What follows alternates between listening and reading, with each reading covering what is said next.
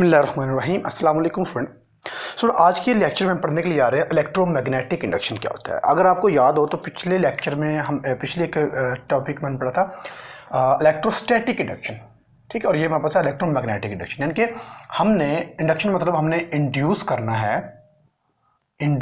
करना है, किसको, मैग्नेटिक फील्ड ऑफ लाइन्स को, मैग्नेट को हमने इंड्यूस करना है किसी भी कॉइल के अंदर। ओके, पहले बात करते हैं कि कोई भी अगर हमारे पास, अगर हम चार्ज की बात करें ना, एक हमारे पास क्यूब पॉजिटिव चार्ज है कोई भी, हमें पता है कि इससे electric field of lines generate होकर यानी कि निकलती है इस तरह से।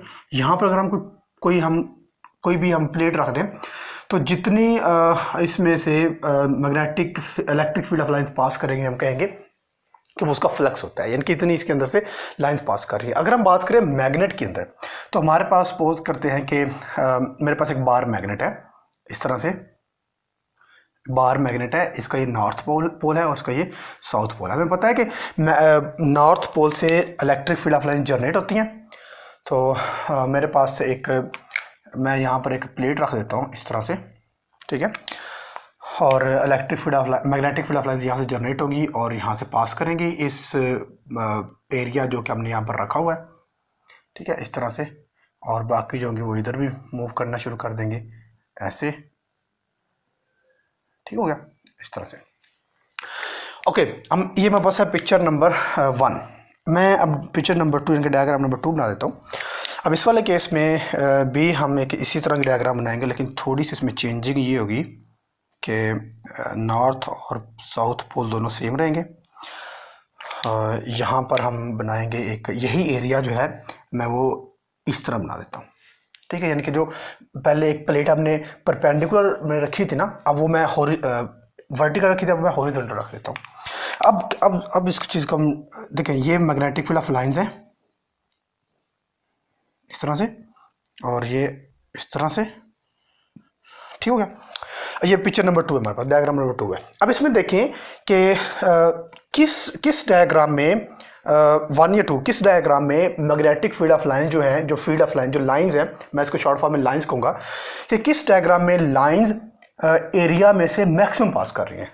ऑफकोर्स 1 में, 2 में तो शाज़ो नाज़र एक ही होगी, या हो सकता है वो भी ना हो। तो वो वाला केस जिसके अंदर हमने एरिया को उस बार मैग्नेट के डायरेक्शन के वर्टिकल या परपेंडिकुलर रखा हुआ है, ठीक है। अगर मैं इसको परपेंडिकुलर कैसे, अगर मैं इसको और एक्सटेंड करूं तो इन दोनों का जो एंगल बन रहा है वो 90 का बन रहा है, ठीक है। हम कहते हैं कि अगर हम इसको 90 के एंगल पर या फिर वर्टिकल रखें उस एरिया को बार मैग्नेट की डायरेक्शन में, तो हम कहेंगे कि मैक्सिमम लाइंस जो हैं मैग्नेटिक फील्ड की वो उस एरिया से पास हो सकती हैं, राइट। और इस वाले केस में देखें कि जो एरिया में रखा हुआ है वो हॉरिजॉन्टल फॉर्म में रखा हुआ है, वो ऐसे लिटा कर बेस पर रखा हुआ है, यानी कि हम ये कह सकते हैं कि वो जो एरिया में रखा हुआ है वो इस बार मैग्नेट के पैरेलल डायरेक्शन में रखा हुआ है, ठीक है। तो जब हमारे पास एरिया परपेंडिकुलर डायरेक्शन में होगा तब maximum field of lines pass करेंगी, और जब पैरेलल होगा तब minimum field of lines pass करेंगे। तो हम कहेंगे magnetic field of lines passes maximum when area held perpendicular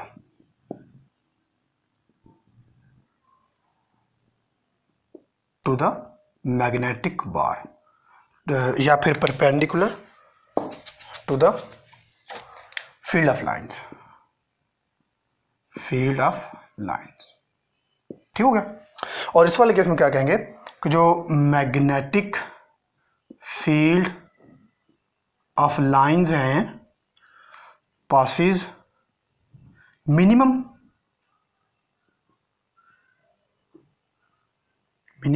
when area held parallel to the direction of field of line, ठीक हो गया।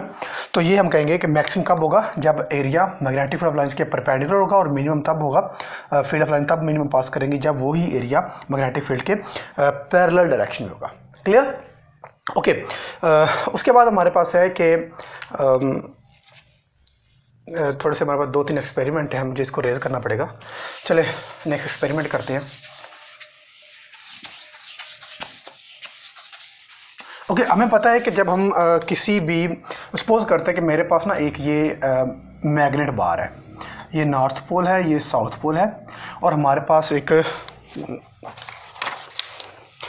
हमारे पास कॉइल है कुछ इस तरह से, ये हमारे पास एक कॉइल है। अब यहाँ से मैग्नेटिक फील्ड ऑफ लाइन जो है वो मैक्सिमम पास हो रही हैं। ठीक है, अब मैं एक और डायग्राम बना लेता हूँ, इसी से रेलिवेंट है। वो मेरे पास है नॉर्थ पोल, ये हमारे पास है साउथ पोल, और यहाँ पर हमारे पास एक कॉइल है। तो यहाँ से जो मैग्नेटिक फील्ड ऑफ लाइंस हैं वो इसमें से पास नहीं हो रही या कम पास हो रही है। क्यों? क्योंकि जो ये वाली कॉइल है ये मैग्नेटिक फील्ड से बहुत दूर है, और ये वाली कॉइल मैग्नेटिक फील्ड के पास है।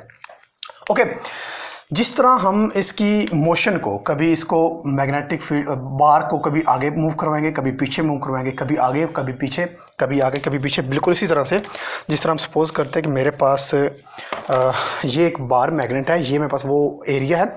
अगर मैं पास लेकर जाऊँगा तो ज़्यादा फील्ड ऑफ लाइंस में से पास होगी, दूर लेकर आऊँगा तो कम लाइंस इसमें से पास होंगी। राइट? ओके, जब हम इनको आगे पीछे करते रहते हैं तो इसके अंदर जो लाइंस होती हैं, जो पास होती है, वो भी कभी मैक्सिमम होती हैं, कभी minimum, maximum, minimum, maximum, minimum, यानी कि चेंज हो रही थी। हम कहते हैं इसमें फील्ड ऑफ लाइन होती है वो चेंज हो रही हैं। तो उस चेंजिंग की वजह से इसमें करंट प्रोड्यूस होता है, या फिर हम कहते हैं करंट इंड्यूस होता है। ये बात समझ आ गई? ठीक है, कब इंड्यूस होगा? जब ये लाइंस चेंज होंगी इस कॉइल के अंदर। अगर हम इसको कांस्टेंट रख देंगे ना, एक जगह पर हमने कॉइल भी और मैग्नेट रख दिया बस, और हम कहेंगे इसमें करंट प्रोड्यूस होगा, ऐसे नहीं होगा।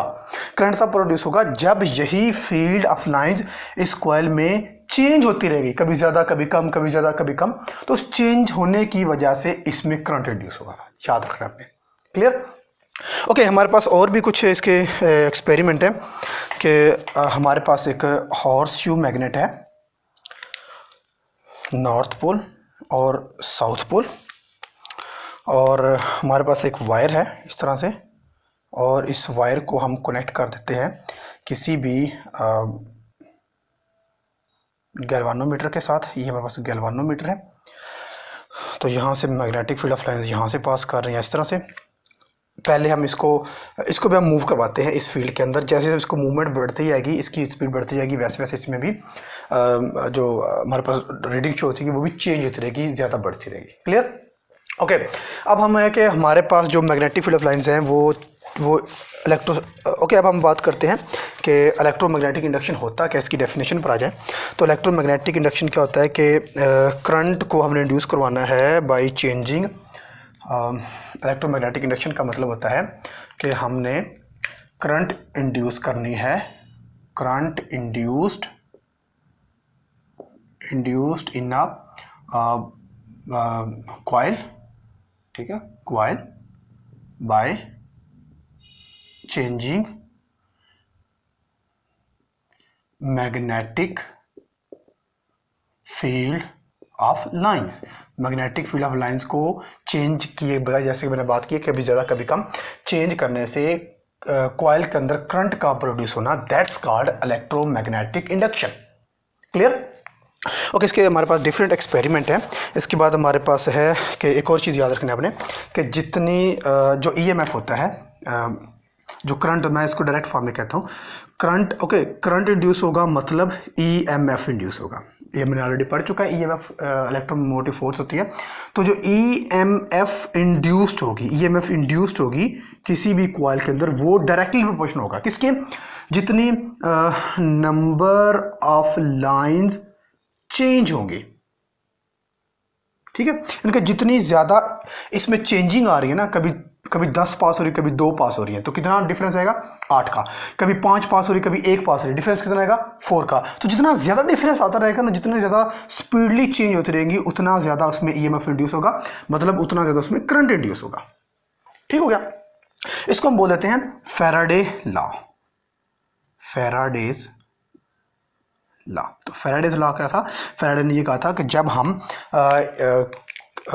किस lines, magnetic field of lines को चेंज करवाते हैं किसी भी कॉइल के अंदर, तो उस कॉइल में ईएमएफ इंड्यूस होता है जो कि करंट इंड्यूस करता है। अब वो जितना lines field of lines change होती रहेंगी, उतना ज़्यादा ईएमएफ भी इंड्यूस होता रहेगा, और ये हमारे पास है फैराडेज लॉ। ओके, एक और चीज़ हम ये बात करते हैं कि जो मैग्नेटिक इलेक्ट्रोमैग्नेटिक इंडक्शन होता है वो डिपेंड किस पर करता है। तो याद रखना आपने, जो हमारे पास इलेक्ट्रोस्टैटिक इंडक्शन या फिर जो ईएमएफ इंड्यूस होता है वो किस पर डिपेंड करता है? सुनिए, वो 3 से 4 चीज़ों पर डिपेंड करता है। डिपेंडेंस है, डिपेंडेंस ऑफ ईएमएफ। तो याद रखना है आपने, ईएमएफ डिपेंड किस पर करता है? पहला हमारे पास है स्ट्रेंथ ऑफ मैग्नेट, जितनी पावर का हम मैग्नेट ये वाला यूज करेंगे, ठीक है, उतनी ज़्यादा ईएमएफ इंड्यूस होगी। दूसरा हमारे पास है number of turns of coil, जितनी ज़्यादा टर्न वाली क्वाइल हम यूज़ करेंगे उतना ज़्यादा ईएमएफ प्रोड्यूस होगा। और तीसरा हमारे पास होता है मोशन ऑफ क्वाइल और मैग्नेट, कोई भी हम बात कर लेते हैं।